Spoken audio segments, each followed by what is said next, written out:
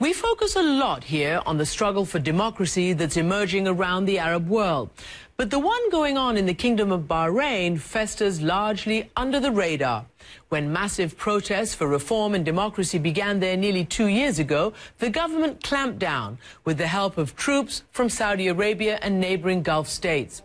The clashes and the daily demonstrations continue, but largely outside the capital, Manama. And the ruling al-Khalifa family has yet to introduce meaningful reforms, despite repeated promises. Just days ago, Bahrain hosted an international security conference and made more such promises. But at the same time, the courts kept one of the nation's most prominent human rights activists in jail, though they reduced one charge and slightly reduced his sentence from 3 years to 2. Many of them have had their citizenship revoked, and even doctors and nurses who treated victims of government violence have been convicted of crimes against the state and given lengthy prison terms. And those activists accuse the United States of largely sitting on the sidelines. Bahrain is a Persian Gulf state directly facing Iran. It's also home to the U.S. Fifth Fleet, a key strategic asset in a critical neighborhood. I recently spoke with Maryam AlKhawaja, a member of one of Bahrain's most prominent activist families. I asked her about the ongoing stalemate. Maryam AlKhawaja, welcome to the program. Thank you. You work in human rights, and so does your father in Bahrain. He was on a hunger strike to protest a life sentence. Yes, that is correct. And is he still in jail, and do you have any hope that he will get out? He's definitely still in prison. He was sentenced to life because of his human rights activities. His hunger strike was, of course, not only to protest his sentence, but to bring attention to the situation of political prisoners in Bahrain and the conditions that they were going through. Of course, in Bahrain, we have systematic torture, and children as well as adults get subjected to this torture, whether in official or unofficial torture centers. And I don't really have hope, because we don't have an independent or fair judicial system in Bahrain. In 2011, as the Arab Spring was sweeping through the region, it hit Bahrain as well, and yet it's still very much under the radar, so to speak. Have protests diminished? Are they just not in the capital? What is the status of the protest movement there? The protests have continued almost every single day since the 14th of February 2011. They never stopped. The media just stopped covering it. Now, the thing is that Bahrain is what I like to call an inconvenient revolution. It's inconvenient to the Arabs, and it's inconvenient to the West because of Bahrain's geopolitical and economical interests in the region. So presumably you mean that it's supported by Saudi Arabia and it's supported by the US because of the Fifth Fleet and what the Fifth Fleet does in terms of protecting that geostrategic area. What do you think of the US reaction to the democracy uprising in Bahrain? I think Bahrain sets the perfect example to the failure in the foreign policy of the United States of America. We're seeing a very clear double standards when it comes to standing up for human rights and against human rights violations. And unfortunately, the message that's being sent to the Middle East and North Africa region today from the United States is that if you are a Western ally, then you will not be held accountable for human rights violations, which is exactly what we're seeing in Bahrain. The Bahraini regime today believes that they have international immunity. And the problem isn't in their belief that they have it. It's the fact that it's a reality. They have not been held accountable for the human rights violations. On the contrary, arms sales continue to happen to Bahrain.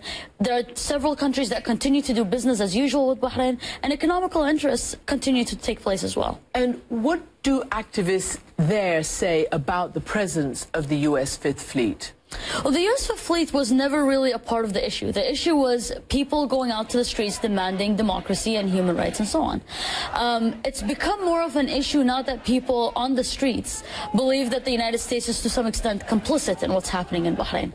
Because the United States continues to sell arms to the Bahraini regime, because every statement that comes from the United States starts with the sentence, our ally and friend, and because there hasn't been any real consequences towards the human rights violations in Bahrain, people on the streets are becoming more and more frustrated with the United States and their stance towards the situation in Bahrain. Now, at the beginning, I remember, much like Syria, the Bahrainis were not calling for the regime, or rather the monarchy, to fall. They were calling for reforms. What is the heart of the demand of the opposition right now? The overall demand that you see mostly on the streets today is the right to self-determination.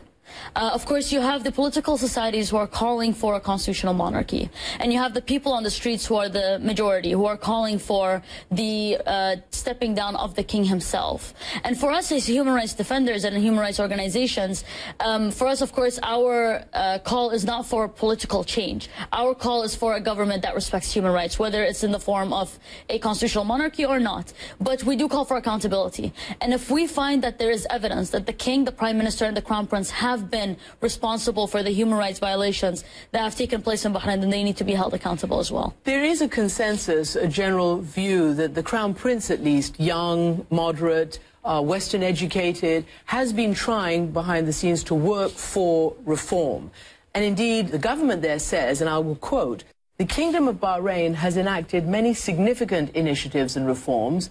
The opposition have refused to participate in discussions about reforms despite repeated invitations." Now, this is from the ambassador of Bahrain to the United States. Well, of course, if we can look at a very good example. Bahrain had the Bahrain Independent Commission of Inquiry, which was commissioned by the king himself, and it was fully accepted by the king himself again. Now, what we're looking at is that Bassiouni himself came out, who was the head of the commission, came out himself and spoke about how Bahrain was not making the progress that they had promised to make in regards to these reforms. We are looking at a situation, a human rights situation in Bahrain, that is deteriorating, not becoming better. Bahrain is not on a slow path of reform. They're going down the wrong path, which is increasing human rights violations and absolutely no consideration for basic human rights. Tell us what the influence of Iran is, because the minute you talk about Bahrain, not only your own government ministers, but also the United States and others in the region say that Bahrain is simply, or rather the opposition in Bahrain, is simply a client of Iran. In fact, Samira Rajab, who's the Bahraini Minister of Information, has said their loyalty, she's talking about the opposition, is to Iran leaders and to Iran as a nation who's protecting and supporting the Shia in the war. Well, of course, if you look at the Bahraini civil rights movement, which dates back to the 1920s, it goes far beyond the revolution in Iran or the current situation in Iran. And so the civil rights movement is something that's very, very old in Bahrain and has no relation to events in Iran. Now, of course, what the Bahraini regime is very good at doing is labeling the Bahraini opposition with whatever they perceive as being an international threat at the time. And that's why in the beginning, all of the opposition was not so socialist. Afterwards, they were communists, and then they became Iranian agents, and now they're terrorists as well as Iranian agents. And they do this very well. Samira Rajab is someone who came out and publicly supported Saddam Hussein. So is she someone that we really want to take as, the right person to be talking about human rights or what the opposition stands for or human rights movement would stand for? How do you think this is going to be resolved? I think that, the situation in Bahrain is not sustainable. And I think the U.S. is starting to realize that they're actually creating a self-fulfilling prophecy where they are using the excuse of Iran as a threat to not get involved in Bahrain. They're actually creating a vacuum where Iran can get involved in the future. And so this is very problematic. And I think this is becoming more and more clear the more the crackdown becomes more severe in Bahrain. I'm not really sure how it's going to become resolved. It's either going to take about 5 years or 50 years, right?